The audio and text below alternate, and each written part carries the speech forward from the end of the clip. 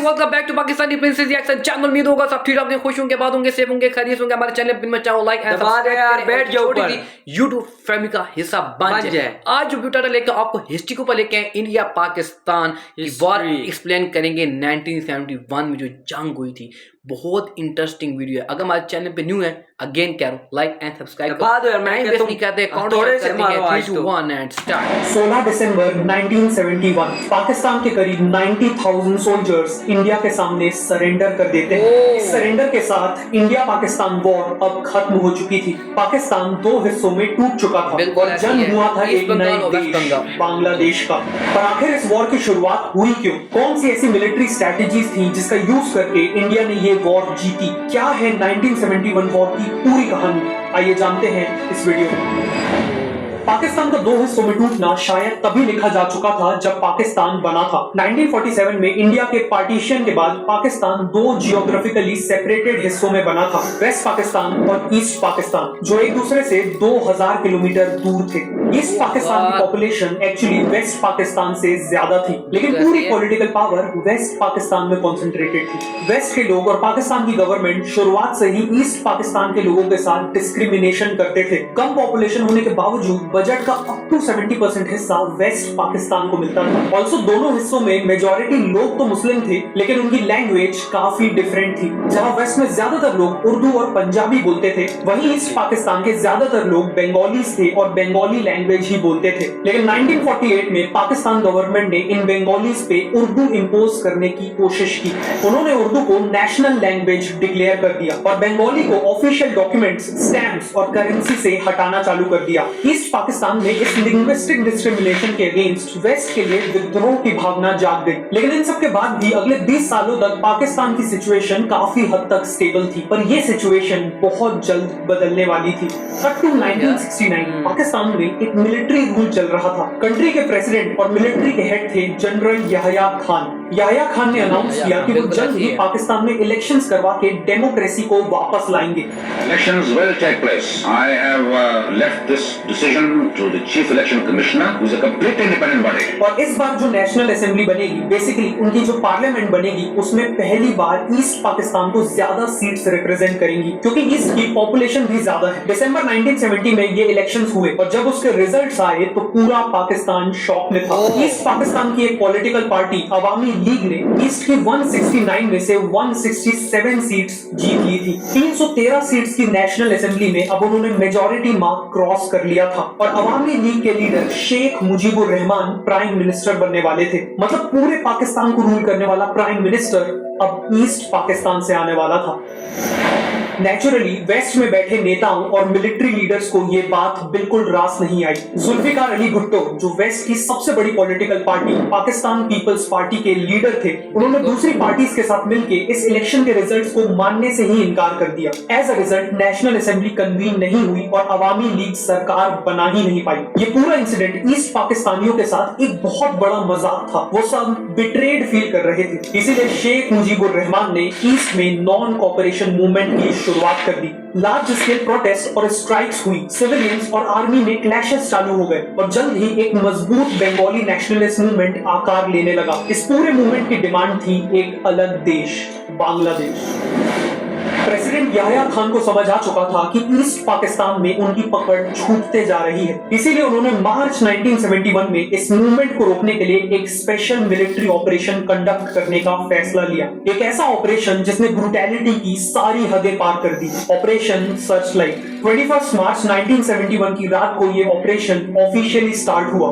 अगले दिन शेख मुजीबुर रहमान को ईस्ट पाकिस्तान से अरेस्ट करके वेस्ट पाकिस्तान भेज दिया गया, लेकिन अरेस्ट होने से पहले ही वो बांग्लादेश को एक ब्रॉडकास्ट मैसेज के थ्रू इंडिपेंडेंट डिक्लेयर कर देते हैं। This may be my last message. From today, Bangladesh is independent. I call upon the people of Bangladesh, wherever you might be and with whatever you have, to resist the army of occupation to the last. Your fight must go on until the last soldier of the Pakistan occupation army is expelled from the soil of Bangladesh. Final victory is ours. इसी दौरान Pakistani army पूरे east Pakistan में कत्लेआम की शुरुआत करती है। Civilians के ऊपर हैवी वेपन्स यूज करके अंधाधुंध फायरिंग की गई। अवामी लीग के लीडर्स और सपोर्टर्स को चुन चुन कर मारा गया। इस पूरे जेनोसाइड के दौरान करीब 30 लाख लोगों ने पाकिस्तानी आर्मी के हाथों अपनी जान गंवा दी। ऑपरेशन सर्च लाइट के जवाब में कुछ सीनियर बंगाली आर्मी ऑफिसर्स ने बंगाली रेजिस्टेंस की शुरुआत की। वो पाकिस्तानी आर्मी से लड़ने के लिए एक सेना बनाने लगे और इस सेना का नाम मुक्ति बाहिनी रखा गया। लेकिन फिलहाल मुक्ति बाहिनी पाकिस्तानी आर्मी के एडवांस्ड वेपनरी के सामने ज्यादा कुछ नहीं कर पा रही थी। इसी दौरान अवामी लीग के कई इंपॉर्टेंट लीडर्स ने बॉर्डर क्रॉस करके इंडिया में एंट्री ली। उन्होंने Indian prime minister Indira Gandhi से मुलाकात की और मदद की गुहार लगाई। पाकिस्तानी आर्मी की ब्रूटैलिटी से बचने के लिए लाखों सिविलियंस भी इंडिया में एज रेफ्यूजीज आने लगे। कुछ ही महीनों में इंडिया में 1 करोड़ से भी ज्यादा रेफ्यूजीज आ चुके थे। इनमें से ज्यादातर लोगों ने वेस्ट बंगाल, त्रिपुरा और असम में रेफ्यूज ली थी। इंडिया ने काफी जेनरसली इन लोगों के लिए अपनी बॉर्डर्स को ओपन कर दिया था। लेकिन रेफ्यूजीज की इतनी बड़ी पॉपुलेशन इंडिया के लिए एक बहुत बड़ा चैलेंज था। इन लोगों का रहना, खाना, मेडिकल केयर और बाकी जरूरतों का पूरा भार इंडिया पे आ पड़ा था। उस समय इंडियन इकोनॉमी इतनी स्ट्रॉन्ग नहीं थी, इसीलिए गवर्नमेंट को इंडियंस पे 5 पैसे का रेफ्यूजी टैक्स लगाना पड़ा था, जो लेटर्स भेजते वक्त स्टैम्प खरीदने के लिए देना पड़ता था। लेकिन इसके बावजूद ये बर्डन इतना बड़ा था कि इंडियन इकोनॉमी पूरी तरह कोलैप्स भी हो सकती थी। साथ ही साथ इन रेफ्यूजी कैंप्स और आसपास के एरियाज में लॉ एंड ऑर्डर मेंटेन करना भी बहुत डिफिकल्ट था। Basically Indian prime minister Indira Gandhi को इस रेफ्यूजी क्राइसिस और ईस्ट पाकिस्तान में चलने वाले जेनोसाइड को रोकने के लिए जल्द ही कुछ करने की जरूरत थी। अप्रैल 1971 में इंदिरा गांधी इंडिया के आर्मी चीफ सैम मानेकशॉ और कैबिनेट मिनिस्टर्स की मीटिंग बुलाती है। वो चाहती थी कि इंडियन आर्मी पाकिस्तान के अगेंस्ट एक इमीडिएट मिलिट्री अटैक लॉन्च कर दे, जिससे बांग्लादेश लिबरेट हो सके और रेफ्यूजीज वापस लौट सके। लेकिन सैम मानेकशॉ ने इमीडिएट अटैक करने से साफ इनकार कर दिया, जिसके उन्होंने 2 मेन आर्गुमेंट्स दिए। सबसे पहला आर्गुमेंट था कि इंडियन आर्मी अभी इतना बड़ा अटैक लॉन्च करने के लिए तैयार नहीं है। वो देश के अलग अलग हिस्सों में पोजीशन थी और उसे वॉर के लिए सही जगह में पोजीशन करने के लिए वक्त चाहिए था। इसके अलावा जीत के लिए जरूरी आर्म्स एंड एम्युनिशंस की सफिशिएंट अरेंजमेंट करने में टाइम लगने वाला था। दूसरा आर्गुमेंट था कि इस अटैक के लिए तब का मौसम सही नहीं था। ईस्ट में मई के महीने में मॉनसून का टाइम था, जो वहां के कई एरियाज को दलदल में बदल देने वाला था, जिससे इंडियन आर्मी की मूवमेंट कई गुना स्लो हो जाएगी और पाकिस्तान का डिफेंस कई गुना इफेक्टिव हो जाएगा। साथ ही साथ इस समय बर्फ पिघलने के कारण हिमालय के कई पासेस खुल जाते हैं, जिससे चाइना के लिए इंडिया पे अटैक करना बहुत आसान हो जाएगा और अल्टीमेटली इंडिया को एक 3 फ्रंट वॉर का सामना करना पड़ेगा। सैम मानेकशॉ का ये असेसमेंट इस बात का प्रूफ है कि वो एक ग्रेट मिलिट्री स्ट्रेटेजिस्ट थे। करीब 2500 साल पहले भारत में ऐसे ही एक और स्ट्रेटेजिस्ट हुए थे, चाणक्य, जो वॉर के साथ साथ ओवरऑल लाइफ में भी सक्सेस के सीक्रेट्स जानते थे। अगर आप भी अपनी लाइफ में चाणक्य की विनिंग स्ट्रेटेजी उतार कर सक्सेसफुल बनना चाहते हैं, तो मैं आपको art of winning the Chanakya way bite recommend करूंगा। ये और बाकी सभी बाइट्स कुकू एफएम में हिंदी में अवेलेबल है। लेकिन ये बाइट्स आखिर है क्या? बाइट्स बेसिकली कुकू एफएम का एक अमेजिंग सॉल्यूशन है हम जैसे बिजी लोगों के लिए, जो अपने बिजी शेड्यूल के कारण बुक्स पढ़ने का टाइम नहीं निकाल पाते। बाइट्स को सुनकर आप केवल 15 मिनट में पूरी बुक की लर्निंग्स को कवर कर सकते हो। बाइट्स का नरेशन भी काफी स्मूथ है। आप इन्हें मॉर्निंग वॉक करते हुए या खाना खाते वक्त या फिर सोने से पहले कभी भी सुन सकते हो। मतलब सुनो तेजी से और बढ़ो तेजी से। मैं रिकमेंड करूंगा कि आप भी बाइट्स को जरूर चेकआउट करें। और अगर आप कुकू एफएम के सब्सक्राइबर नहीं है, तो आप मेरा डिस्काउंट कोड शिवांशु50 यूज कर सकते हैं और फर्स्ट मंथ के लिए 50% ऑफ क्लेम कर सकते हैं और 99 की जगह केवल 49 रुपीज में कुकू एफएम को एक्सेस कर सकते हैं। कुकू एफएम का लिंक मैंने डिस्क्रिप्शन और पिन कमेंट में दे दिया है। तो अब कहानी पे वापस आते हैं। सैम मानेकशॉ के तुरंत वॉर में ना जाने के आर्गुमेंट सुनने के बाद इंदिरा गांधी उनसे सहमत हो गई। उन्हें यह भी पता था कि यूएस और चाइना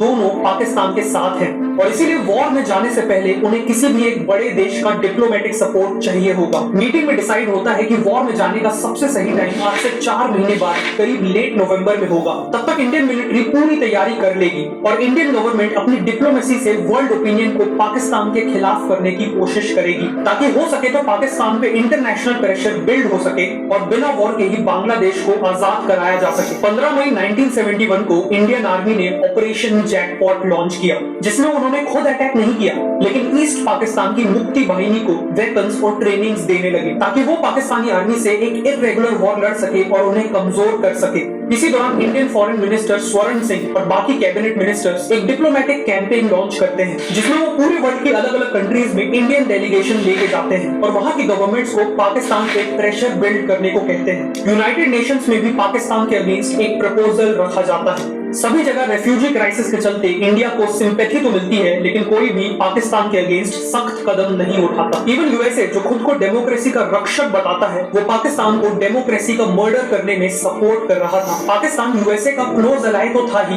साथ में पाकिस्तान यूएसए और चाइना के बीच में डिप्लोमेटिक रिलेशंस बिल्ड करने में एक इंपॉर्टेंट रोल निभा रहा था। इसीलिए यूएस प्रेसिडेंट निक्सन और उनके national security adviser Henry Kissinger Pakistan के अगेंस्ट नहीं जाना चाहते थे। इनफैक्ट वो पाकिस्तान को मिलिट्री और फाइनेंशियल एड तक प्रोवाइड कर रहे थे। इन सब के बीच अगस्त 1971 में इंडिया को एक बड़ी डिप्लोमेटिक जीत हासिल होती है। इंडिया और सोवियत यूनियन ने Indo Soviet treaty of peace, friendship and cooperation sign कर ली। मतलब अब इंडिया या सोवियत यूनियन में से किसी एक पे अटैक होने पर दोनों कंट्रीज मिलके उस दुश्मन से लड़ेंगी। वॉर के दौरान ये ट्रीटी इंडिया के बहुत काम आने वाली थी। नवंबर का महीना आ चुका था और इंडिया को ये रियलाइज हो चुका था कि पाकिस्तान इशू को डिप्लोमेटिकली सॉल्व नहीं किया जा सकता और अब इंडिया के पास केवल एक ऑप्शन था और वो ऑप्शन था वॉर।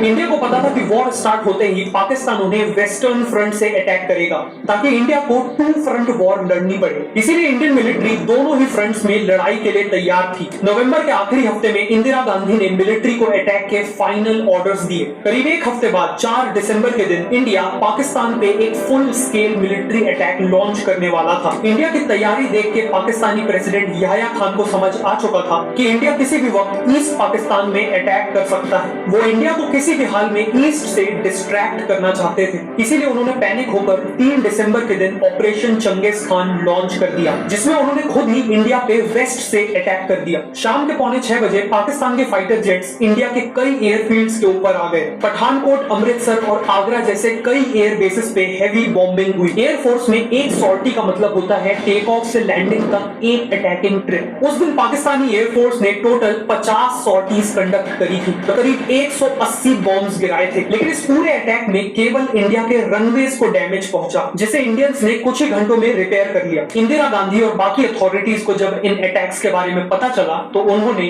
चैन की सांसें ली। पहले अटैक करके पाकिस्तान ने वॉर का पूरा ब्लेम अपने सर ले लिया था और अब बारी थी इंडिया के जवाब की। रात के 11:15 बजे सैम मानेकशॉ इंदिरा गांधी को ब्रीफ करते हैं और अटैक लॉन्च करने की फॉर्मल परमिशन मांगते हैं। कुछ ही देर बाद इंदिरा गांधी अटैक लॉन्च करने का फाइनल डिसीजन लेती है और इसके बाद वो देश को ऑल इंडिया रेडियो के थ्रू एड्रेस करती है। Some hours ago, soon after 5:30 p.m. on 3rd of December, Pakistan launched a full-scale war against us.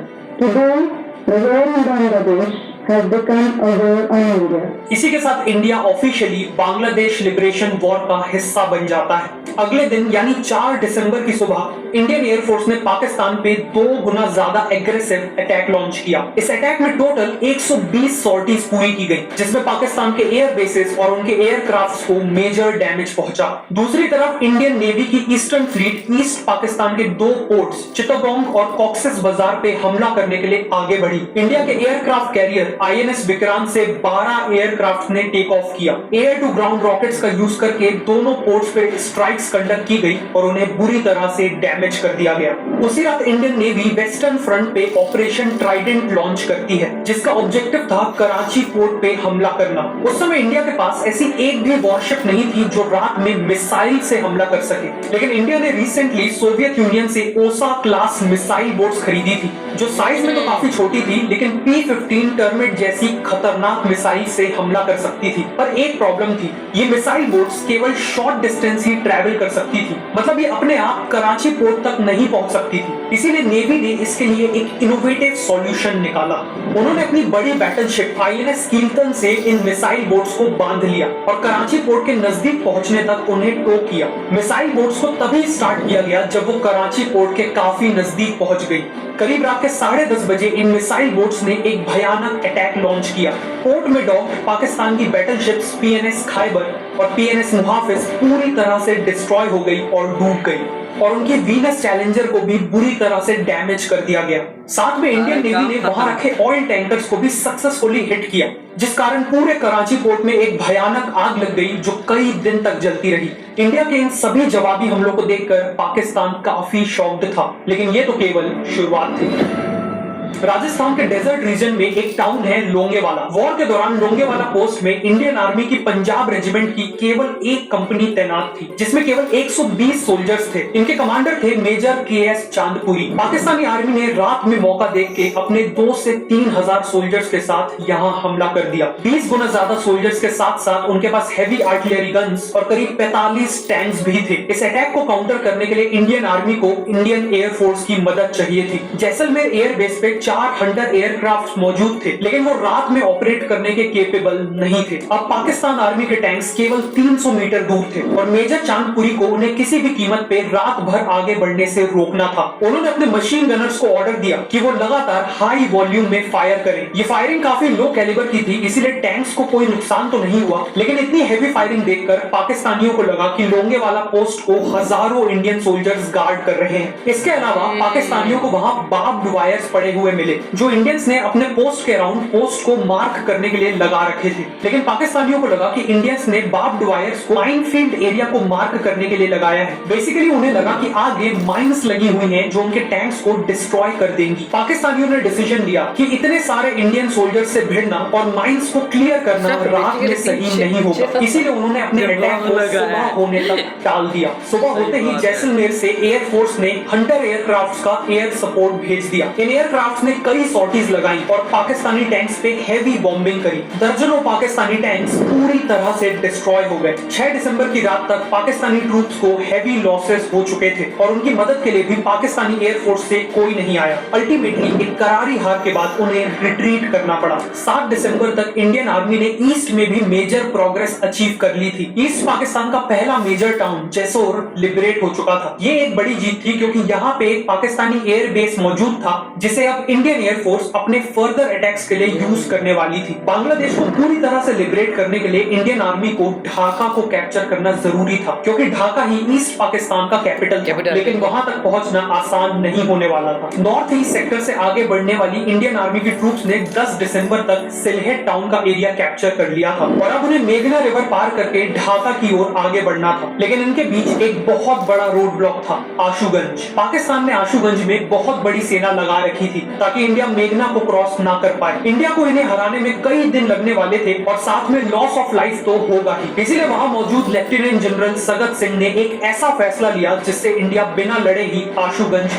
जीत गया। इंडियन आर्मी ने अपने MI4 हेलीकॉप्टर्स का यूज किया और 4000 इंडियन सोल्जर्स को सीधा मेघना के पार एयरलिफ्ट कर दिया। आशुगंज को बाईपास किया जा चुका था। वहां पोजीशन पाकिस्तानी आर्मी केवल देखती रह गई और कोई एक्शन नहीं ले पाई। इंडियन आर्मी चारों दिशाओं से आगे बढ़ रही थी और अब इंडिया के लिए ढाका दूर नहीं था। लेकिन तभी वॉर में पाकिस्तान के सपोर्ट में एंट्री होती है दुनिया के सबसे शक्तिशाली देश की, और वो देश था अमेरिका। पाकिस्तान के सपोर्ट में यूएसए ने अपनी नेवी की टास्क फोर्स 74 को बे ऑफ बंगाल की ओर भेज दिया। इस फ्लीट में वर्ल्ड का largest aircraft carrier, 8 navy ships और 1 न्यूक्लियर अटैक सबमरीन थी। साथ में यूके ने भी इंडिया के अगेंस्ट अपनी ईगल एयरक्राफ्ट कैरियर और कुछ नेवी शिप्स अरेबियन सी की ओर भेज दी थी। पाकिस्तान, यूएसए और यूके, इन तीनों से एक साथ डील करना इंडिया के लिए इम्पॉसिबल था। लेकिन पाकिस्तान और यूएसए शायद ये भूल गए थे कि इंडिया के पास भी एक दोस्त है। इंडिया ने सोवियत यूनियन के साथ जो फ्रेंडशिप ट्रीटी साइन की थी, उसका यूज करके इंडिया ने उनसे हेल्प मांगी। सोवियत यूनियन ने बिना देरी किए अपनी पैसिफिक फ्लीट को इंडिया के सपोर्ट में भेज दिया। इस फ्लीट में 5 शिप्स और 6 न्यूक्लियर केपेबल सबमरीन्स थी। सोवियत की फ्लीट ने यूएस की फ्लीट को घेर लिया और यूके की फ्लीट का रास्ता रोक दिया। एक न्यूक्लियर वॉर के डर से यूएस और यूके ने आगे बढ़ने की हिम्मत नहीं की और इंडिया के ऊपर से एक बहुत बड़ा खतरा हट गया। 11 दिसंबर तक इंडियन आर्मी चारों दिशाओं से जीत हासिल करते हुए तेजी से आगे बढ़ रही थी। इसे देखते हुए पाकिस्तान की बहुत बड़ी सेना नॉर्थ से पीछे हटते हुए ढाका की ओर जाने लगी। अगर ये सभी पाकिस्तानी ढाका पहुंच के वहां मौजूद सेना से मिल जाते तो फिर ढाका को आजाद करना इंडिया के लिए बहुत चैलेंजिंग होता। इसीलिए इंडियन एयरफोर्स और इंडियन आर्मी ने एक जबरदस्त कंबाइंड ऑपरेशन को अंजाम दिया। एयरफोर्स से करीब 50 ट्रांसपोर्ट एयरक्राफ्ट्स ने तंगैल रीजन में करीब 800 इंडियन पैराट्रूपर्स को ड्रॉप किया। तंगैल रीजन पीछे आती हुई पाकिस्तानी सेना और ढाका के बीच में पड़ता था। इफेक्टिवली इस ड्रॉप के बाद पाकिस्तानियों का ढाका का रास्ता बंद हो चुका था। 800 पैराट्रूपर्स के अलावा इंडिया ने आसपास के एरियाज में जूट से बनी डमीज को भी ड्रॉप किया। ये डमीज दूर से बिल्कुल इंडियन सोल्जर्स जैसी दिखती थी। ऐसा किया गया ताकि पाकिस्तानियों को लगे कि इंडियन पैराट्रूपर्स का नंबर बहुत ज्यादा है और वो इन्हें अटैक करने की हिम्मत ना करे, और हुआ भी ऐसा ही। ये मिशन काफी सक्सेसफुल हुआ और इसने इंडिया को जीत के काफी करीब ला दिया। 14 दिसंबर तक ढाका पूरी तरह से घिर चुका था और इंडिया ने पाकिस्तान के सामने सरेंडर की मांग रख दी थी, लेकिन पाकिस्तान ने अभी तक सरेंडर नहीं किया था। ऐसे में इंडियन एयरफोर्स को एक इंटेलिजेंस हाथ लगी, जिसके अकॉर्डिंग ढाका में मौजूद गवर्नमेंट हाउस में ईस्ट पाकिस्तान के गवर्नर एक हाई लेवल मीटिंग करने वाले थे, जिसमें वो वॉर को कंटिन्यू रखने पर डिसीजन लेने वाले थे। लेकिन ये मीटिंग प्लान के हिसाब से नहीं जाने वाली थी। इस मीटिंग के दौरान इंडियन एयरफोर्स ने कुछ ऐसा किया जिसने पाकिस्तान को जड़ से हिला दिया। विंग कमांडर बिश्नोई और उनके साथ 3 और पायलट्स ने अपनी मिग 21 में उड़ान भरी और चलती मीटिंग के दौरान एक जोरदार एयर स्ट्राइक कंडक्ट की। पूरा गवर्नमेंट हाउस धुआं हो गया। गवर्नर एएन मलिक ने भागकर एक एयर रेड शेल्टर में अपनी जान बचाई और कांपते हुए हाथों से अपना रेजिग्नेशन लिखने लगे। गवर्नर के रेजिग्नेशन के साथ ईस्ट पाकिस्तान में पाकिस्तानी गवर्नमेंट की बैकबोन अब टूट चुकी थी। 15 दिसंबर तक पाकिस्तानी सोल्जर्स ने अंदर से हार मान ली थी। इंडियन आर्मी का ढाका पे कब्जा हो चुका था और इंडियन नेवी ने समुद्री रास्ता भी ब्लॉक कर दिया था। बेसिकली पाकिस्तानियों के एस्केप का कोई चांस नहीं था। पाकिस्तानी सोल्जर्स अपनी जान बचाने के लिए ढाका यूनिवर्सिटी और बाकी बिल्डिंग्स में छिपे हुए थे। इस दौरान सैम मानेकशॉ ने पाकिस्तानी ट्रूप्स और पाकिस्तान की eastern army commander general Niazi को मैसेजेस ब्रॉडकास्ट किए, जिसमें उन्होंने पाकिस्तान के अनकंडीशनल सरेंडर की मांग रखी। इन मैसेजेस से पाकिस्तानियों को मोराल पूरी तरह से टूट गया। मेजर जनरल जेकब, जो इंडियन आर्मी के ईस्टर्न कमांड के चीफ ऑफ स्टाफ थे, 16 दिसंबर को उन्हें जनरल नियाजी के पास सरेंडर के नेगोशिएशंस करने के लिए भेजा गया। कई घंटों के इंटेंस नेगोशिएशन के बाद जनरल नियाजी सरेंडर के लिए तैयार हो गए। उसी दिन ढाका के रमना रेस कोर्स में पाकिस्तान की सरेंडर सेरेमनी हुई। सेरेमनी की शुरुआत में पाकिस्तानी आर्मी ने इंडियन कंटिंजेंट को गार्ड ऑफ ऑनर दिया। फिर जनरल नियाजी ने लेफ्टिनेंट जनरल जीएस अरोरा की निगरानी में publicly instrument of surrender sign किया और फाइनली रोते हुए अपने एपेलेट और रिवॉल्वर निकाल के जनरल अरोरा को हैंड ओवर कर दिया। ये एक्ट पूरे पाकिस्तानी आर्मी के सरेंडर को सिंबलाइज करता था। इसी के साथ पाकिस्तान के करीब 93,000 सोल्जर्स इंडिया के सामने सरेंडर कर चुके थे, जो वर्ल्ड वॉर 2 के बाद किसी भी मिलिट्री का सबसे बड़ा सरेंडर था। बांग्लादेश लिबरेशन वॉर अब खत्म हो चुकी थी और बांग्लादेश आजाद हो चुका था। वॉर के बाद इंडिया ने पाकिस्तानी सोल्जर्स को एज प्रिजनर ऑफ वॉर ले लिया और उन्हें जेनेवा कन्वेंशन के अकॉर्डिंग पाकिस्तान भेजने की जिम्मेदारी ली। साथ ही साथ इंडिया ने 1 करोड़ से ज्यादा रेफ्यूजीज के सेफ रिटर्न को फैसिलिटेट किया। अगले कुछ महीनों में शेख मुजीबुर रहमान इंडिपेंडेंट बांग्लादेश के पहले प्रेसिडेंट बने। बांग्लादेश को एक के बाद एक कंट्रीज से इंटरनेशनल रिकॉग्निशन मिलने लगा और फाइनली बांग्लादेश ने इंडिया की मदद से खुद को रीबिल्ड करना भी चालू कर दिया। ये वीडियो एक ट्रिब्यूट है 3000 से ज्यादा उन इंडियन सोल्जर्स को जिन्होंने इस जंग में अपनी शहादत दी, और ये ट्रिब्यूट है हमारे देश भारत को, जिसने सभी ऑपोजिंग कंडीशंस के बाद भी जस्टिस का साथ दिया। आखिर मैं आपको फिर से याद दिलाना चाहता हूँ कि कुकू एफएम को आप मेरे डिस्क्रिप्शन और एंड करते हैं। भाई जिस तरह आपने वीडियो वॉच कर देखी है, वही अमेजिंग वीडियो थी। जो देखिए, जब पाकिस्तान ईस्ट और वेस्ट की दोनों को आपस में लग रही थी कि ईस्ट चाहता था कि मैं वेस्ट पे कब्जा करूं, मगर भारत नहीं चाहता था कि ईस्ट वाला वेस्ट पे कब्जा करे। बट भारत की मैं दाद देता हूं कि बड़े बड़े ममालिक अमेरिका, चीन, इंग्लैंड, भाई लंदन, यूके, अमेरिका, वो भी पाकिस्तान के साथ थे। बट जब भारत के एक देश का दोस्त, सही बात है, उनका नाम ज़हन में नहीं है, हाँ भूल गए, जब वो उन्होंने सामने इनकी मदद की, मैं कहता हूं कि चीन, अमेरिका, यूके भाग गए। ऐसे वैसे भागे भाई। उन्होंने अपने 6 सबमरीन भेजे न्यूक्लियर पावर वाले। तो आपको अंदाजा लगाएं। अच्छे मजे की बात में ये थी कि देखें यार, ठीक एक जंग हुई, बट पाकिस्तान ने काफी अपने आप को सरेंडर कर दिया। क्यों सरेंडर कर? वो पता है हम जंग हार चुके हैं। सही बात है। जनरल नियाजी ने उसी टाइम हुए हाथों से अपने रिजाइन कर दिया और अपना पिस्टल जो थी वो निकाल के दे दी थी। और ढाका अब इस टाइम आजाद हो चुका है। आजाद मतलब कि वो ईस्ट पाकिस्तान जो था वो वेस्ट पे हमला करना चाहता, मतलब हमला कर चुका था। ये भाई सिविलियन को मार रहे थे वो लोग। तब सिविलियन जाके इंडिया से उन्होंने हेल्प मांगी। बहुत बड़ी एक हिम्मत है भारत की। हेल्प मांगे भाई, मुंह तोड़ जवाब दिया। ईस्ट पाकिस्तान को उन्होंने मुंह तोड़ ऐसे वाले जवाब दिए। अभी वो हार जो थी ना भाई, ये कभी भूलेंगे नहीं, ये वार कभी नहीं भूलेंगे। तो आई होप मस्त बैठ कर आपने जरूर वीडियो एंजॉय करो। हमारे चैनल को लाइक एंड सब्सक्राइब करें और आपसे रिक्वेस्ट है हमारे छोटे यूट्यूब चैनल के साथ बन जाए। मिलते हैं फिर में। जय हिंद।